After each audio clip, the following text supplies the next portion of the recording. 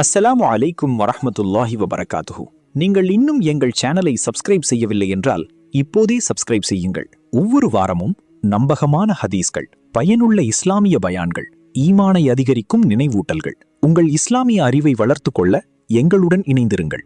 அல்லாஹ் நமக்கு பயனுள்ள அறிவையும் அதை நடைமுறைப்படுத்தும் அருளையும் வழங்குவானாக.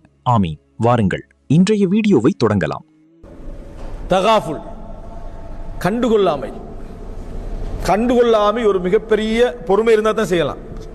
கண்டுகொள்ளாமை என்றது, அதாவது நம்ம இக்னோர் பண்றது இருக்குது, ஒரு விஷயத்தை கண்டுகொள்ளாம போறது, இதுக்கு மிகப்பெரிய பொறுமை இருக்கணும். நமக்கு கொஞ்சம் தெரிஞ்சாலும் சரி, நமக்கு பொறுமை இருக்காது. சில இடங்கள்ல மக்கள் கேள்வி கேட்பாங்க, நம்ம கேள்விக்கு பதில் ஆரம்பிக்கிறதுக்கு முன்னாலேயே பக்கத்தில் உள்ள ஆரம்பிச்சிருவார், என்ன நீங்க கொஞ்சம் வெயிட் பண்ணா இதுக்கு பதில் சொல்றேன், அவரே என்ன செஞ்சிருவாரு, பதில சொல்லி முடிச்சிரு. காரணம், அவரால் பொறுக்க முடியல, அந்த கேள்வி நமக்கு தெரியும் என்ற விஷயத்தை பொறுக்க முடியல. ஒருவர் உங்களுக்கு அட்வைஸ் பண்றாருன்னு வைங்களேன், நீங்க இந்த புக்கு வாசிச்சிருந்தா உங்களுக்கு தெரியும் என்று சொல்றாரு. நீங்க அந்த புக்கும் வாசிச்சு அடுத்த புக்கும் வாசி முடிச்சிட்டீங்க. உங்களுக்கு ஒருத்தர் சொல்றாரு, இந்த புக்கை வாசிச்சிருந்தா உங்களுக்கு தெரியும் என்று. உங்களோட மனசு என்ன சொல்லும்? பொறுக்காது.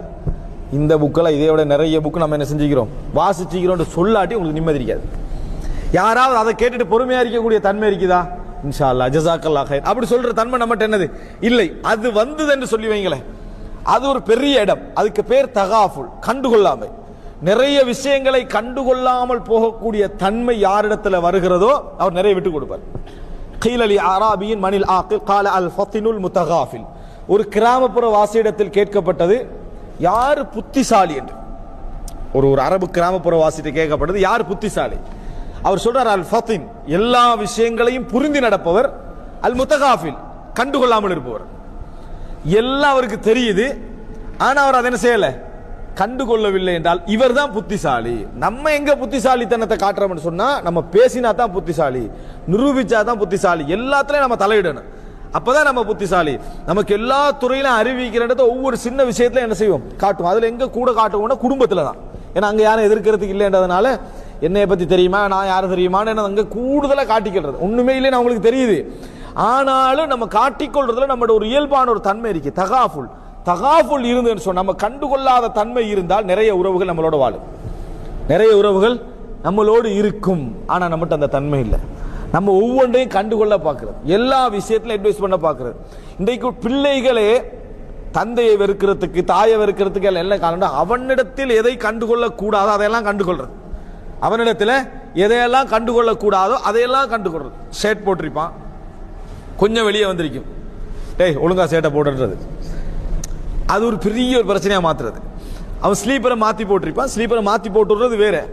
அதை என்ன செய்யறது, எத்தனை முறை சொல்லிக்கிறேன், 1000 முறை சொல்லிக்கிறேன் சொல்லி என்ன வரலாற்று தவறு மாதிரி அதை சொல்றது. இப்படியே தொடர்ந்து நம்ம கண்டுகொள்றோம் பாருங்க. அவன் முதலாம் முடிவு எடுக்கிற, இந்த ஆளுக்கு முன்னால் நம்ம போகக்கூடாது, யாரு இவருக்கு முன்னால போகக்கூடாது, தாய்க்கு பின்னாலதான் என்ன செய்யணும், போகணும். முடிவெடுக்கிறதுக்கு காரணமே தந்தையோட இயல்பு கண்டுகொள்றது தான். தந்தையோட இயல்பு என்ன, கண்டுகொள்ற தன்மை தான். இந்த கண்டுகொள்ற தன்மை அதிகமாகினால் நமக்கு முன்னால யாரும் வரமாட்டாங்க. நமக்கு முன்னாலே இந்த உலகத்தில் அப்படி இருக்கலாது யாராலையும்.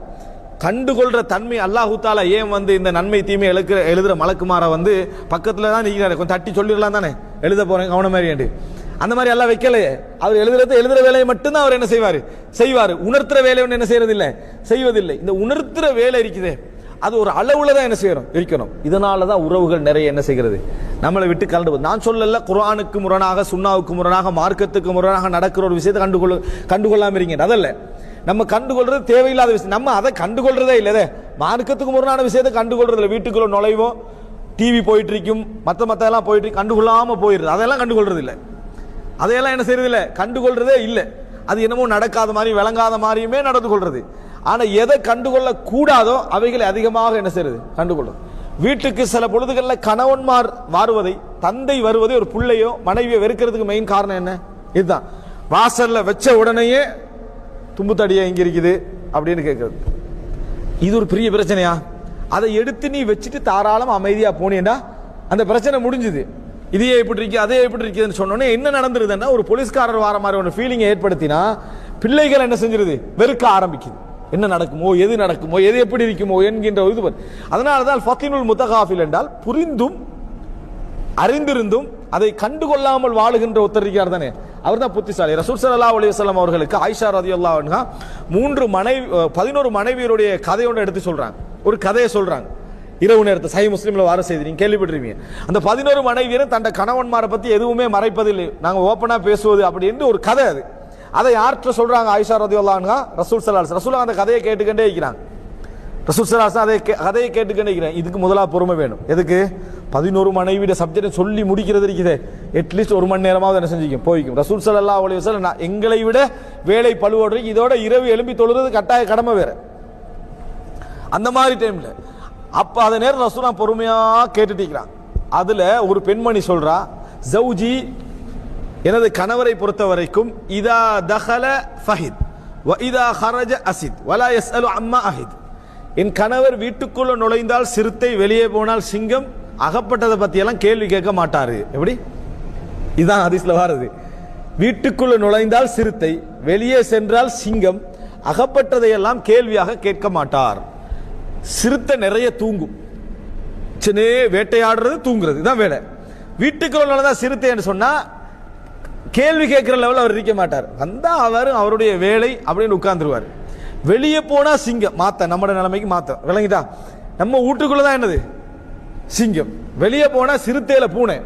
இந்த மாதிரி நம்முடைய சிச்சுவேஷன் இருக்குது. ஆனால் வீட்டுக்குள் நுழைந்தால் சிறுத்தையாகவும் வெளியே போனால் சிங்கமாக நடந்து கொள்வார். அதுக்கு விளக்கம் அந்த பெண்மணியை சொல்ற, வலா யஸ்அலு அம்மா அஹித். எதெல்லாம் அவருக்கு படுவதோ அதெல்லாம் கேள்வியா என்ன செய்ய மாட்டார், கேட்க மாட்டார். யாரு கூட கேள்வி கேட்காம இருப்பானோ, அது என்ன இது என்ன அப்படின்னு சொல்லி பிடிச்சி ஒவ்வொன்றா குற்றம் பிடிக்காம இருப்பானோ, அவர்களுக்கு பக்கத்தில் இருக்கணும் நிறைய பேர் விரும்புவாங்க. அவரோட போகலாம்ப்பா, எந்த சிக்கலும் இல்லை, அவரோட இருக்கலாமாப்பா, எந்த சிக்கலும் பிரச்சனையும் இல்லை. இது எந்த அளவோட வச்சுக்கலாம், மார்க்கத்தை எல்லையே தாண்டாத அளவுல, அவ்வளவுதான். மற்றபடி அவரோட போகலாம், பேசலாம், சிரிக்கலாம், அது ஒரு பிரச்சனை உண்டு அல்ல என்கின்ற நிலைமை உருவாக்கினீங்கன்னா குடும்பமும் இருக்கும், உறவுகளும் இருக்கும், ஃப்ரெண்ட்ஷிப்பும் இருக்கும், எல்லாரும் இருப்பாங்க. நம்ம ஒவ்வொன்றுக்கு ஒவ்வொரு மனிதனுடைய குணத்தையும் இயல்புகளையும் நீங்க கோவப்பட்டிருக்க கூடாது, நீங்க சிரிச்சிக்க கூடாது, நீங்க அழுதிருக்க கூடாது, நீங்க கண்ணை பொத்தி இருக்க கூடாது, நான் உன்னோட வந்திருக்க கூடாதுன்னு அவன் என்ன செய்வான், முடிவெடுப்பான். ஏன்? அது ஒரு பெரிய சிக்கல். இந்த மாதிரியான ஒவ்வொன்றுக்கும் ஒவ்வொரு கேள்வி கேட்டுக்கொண்டிருப்பது, இதுக்கு பேர் தகாஃபுல். இதனாலதான் நிறைய அறிஞர்கள் சொல்வார்கள், நிஸ்ஃபுல் ஹுலுக் அத் தகாஃபுல். நட்பண்புகளுடைய அரைவாசியே என்ன தெரியுமா? கண்டுகொள்ளாமல். நட்பண்புடைய அரைவாசி பகுதி எதுல போயிடும்? கண்டுகொள்ளாமையில் போய்விடும். இந்த ஒரு விஷயத்தை நம்ம அப்ளை பண்ணோம்டா, அதே போல கெடுதி செய்கின்றவர்களுக்கும் நலவு செய்தல் என்பதை நம்ம அப்ளை பண்ணோம்டா, நீங்க பார்க்கலாம் எத்தனையோ பிரச்சனைகள் பிரச்சனை இல்லாமலேயாகவே போயிடும். எத்தனை பிரச்சனையாகவே இருக்காது. குடும்பத்தை சேர்ந்து நடத்துகின்ற ரியலான சில பிரச்சனைகள் இருக்குது, அதுதான் பிரச்சனையா நமக்கு வழங்கும். ஆனா நிறைய பேருடைய குடும்பத்திலையும் குடும்ப உறவுகளையும் சொந்த பந்தங்களையும் பிரச்சனை இதுதான். அதாவது சம்பந்தம் இல்லாம தலையிடுறது. உதாரணமா கல்யாணத்துக்கு சொல்லல, இது ஒரு விஷயமா இருக்கிறேன், இதை ஒரு பெரிய இஷ்யூவாக்கி இருக்கிற கல்யாணத்தை ரெண்டாக்கிடுவாங்க. விளங்கிட்டா? நடக்க போற கல்யாணம் மட்டுமல்ல, ஏற்கனவே கல்யாணம் முடிச்சுக்கிறாங்களே அதை ரெண்டாக்கிடுவாங்க. எப்படி எனக்கு கல்யாணம் சொல்லாம இருக்கலாம்? பணம் கேட்கறதுக்கு மட்டும் நம்மளுக்கு போன் பண்ண தெரியுது, இதெல்லாம் செய்ய தெரியுது. நான் வந்து அல்லாட்ட தான் கூலி எதிர்பார்க்கிறேன், சொல்லியே திருப்பி என்ன நமக்கு சொல்லலையே எப்படி? அதனால நீனும் போகக்கூடாது, குடும்பத்தில் யாரும் போகக்கூடாது. அதுல ஒருத்தன் தெரியாம போயிடுவான். அடுத்த பஞ்சாயத்து என்ன, நீ எப்படி போகலாம்? இதே ஒரு பெரிய இஷ்யூவா போய்க்கும். ஜாகிலியா காலத்துல 40 வருஷம் சண்டை பிடிச்ச மாதிரி என்ன சம்பந்தம் இல்லாத ஒரு பாத்தீங்கன்னா இதான் பிரச்சனை. பாத்தீங்கன்னா என்ன, இதுதான் ஒரு பிரச்சனையாக இருக்கு. இது மாதிரி இந்த பிரச்சனை நம்ம என்ன செய்யலாம்? கல்யாணம் சொல்லல, கண்டுகொள்ளாம இருக்கலாம். என்ன நடந்துட போது நமக்கு?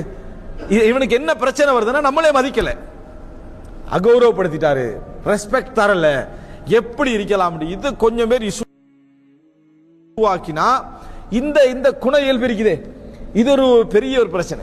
இந்த அதாவது நமக்கு சொல்லல, நமக்கு பார்க்கல, நமக்கு ஒரு ஃபோன் பண்ணல, இந்த கணவன் மனைவிக்குள்ள என்ன பிரச்சனை வருது? அதுதான் நல்லா தெரியுது.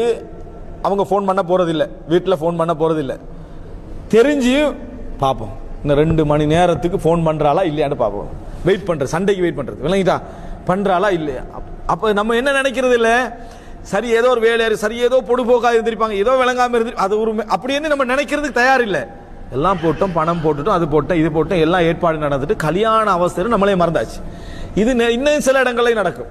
நான் சில உதாரணங்கள் சொல்றேன். கணவன் மனைவி, அதாவது மனைவியிட வீட்டுக்கு கணவன் என்ன செஞ்சிருவார், போயிடுவார். ஒன்றுக்குள் ஒன்றா மாறுவதற்கு முன்னால ஆரம்ப 2வது வருஷம் 3வது வருஷத்துல மனைவி இந்த வீட்டுக்கு கணவன் போயிருப்பார். மனைவியிட வீட்டுக்கு அதாவது கணவன் போனா மனைவி அந்த தண்டை தாய் வீட்டுக்கு போன முதல்ல என்ன நடக்கும், ஒரு மாதம் 2 மாதம் பூரா போனா இவரை மறந்துடுற. இப்படி ஒரு ஆள் இருந்ததாக அவங்களுக்கு ஞாபகம் வராது. அவங்க வீட்டில் அப்படி ஃபுல் பிஸியாக இருந்துட்டு டீயை மறந்துடும், அது மறந்துடும், அப்படி வந்து மறந்துட்டேன் அப்படின்ட்டு வருவாங்க. இவர் நெருப்பில் பாரு, எப்படி மறக்கலாம் நீங்கள் அப்படின்ட்டு, என்ன எப்படி மறக்கலாம்னு நெருப்பில். அதுக்கு ஒரு தனியை கூப்பிட்டு அங்கே உள்ள இடத்த பிரச்சனை இதை கண்டுகொள்ளாமல் நீங்கள் சாதாரண ஒரு ஆளாக அதெல்லாம் ஒரு பிரச்சனை, நீங்கள் உங்களோட வேலையை பாருங்கள் அப்படின்னு சொல்லி பாருங்க பார்ப்போம். நீங்கள் உங்களோட மரியாதை கூடுமே தவிர, உங்களை பற்றிய அன்பு கூடுமே தவிர எந்த ஒன்றும் என்ன செஞ்சிட போறதில்லை, குறைச்சிட. அதை சொல்ல இயலாது. வமா யுலக்காஹா இல்லல்லதீன சபரு, பொறுத்தவர்களால் மட்டும்தான் அதை பெற்றுக்கொள்ள முடியும்னு அல்லாஹ் தஆலா சொல்றான். வமா யுலக்காஹா இல்லா து ஹத்தின் அதீம், மிகப்பெரிய ஒரு அதிர்ஷ்டம் யாருக்கு அல்லாஹ் தஆலா கொடுத்திருக்கிறான் அவரால் தான் அதை முடியும் என்றார். நம்மளால முடியலையே, இது ஒரு பெரிய சாதனையா? நீங்க சொல்லுங்க பாப்பா, இப்படி செய்யறது ஒரு பெரிய சாதனையா? நான் இப்படி செய்து விட்டேன்னா யாரும் அவங்களை பாராட்டுவாங்களா?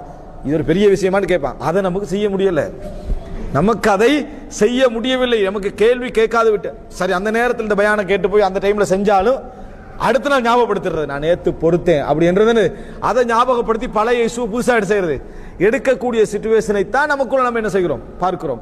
என்ன புரிஞ்சுக்கொள்ளணும், எத்தனையோ இஷ்யூக்களை நம்ம தகாஃபுல் கண்டுகொள்ளாமல் இருந்து கொள்வதிலேயே நமக்கு ஒரு சாதாரணமாக தான் உருது தெரியும், சாதாரணமாக தான் ஹிந்தி தெரியும். நம்ம காட்டு வேலை உருதுக்காரன் தோக்குற அளவுக்கு நம்ம என்ன செய்வோம், நமக்கு உருது நல்லாவே வருகின்றது, நமக்கு ஹிந்தி நல்லாவே, நமக்கு ஒருத்தன் சொன்னா நம்ம டிரான்ஸ்லேட்டராகவே போற ரெடி ஆகிக்கிறோம். நமக்கு முடிய, நமக்கு சாதாரணமாக தான் தெரியும் என்று சொல்லாம இருக்கிறதுக்கு நம்மளால முடியல.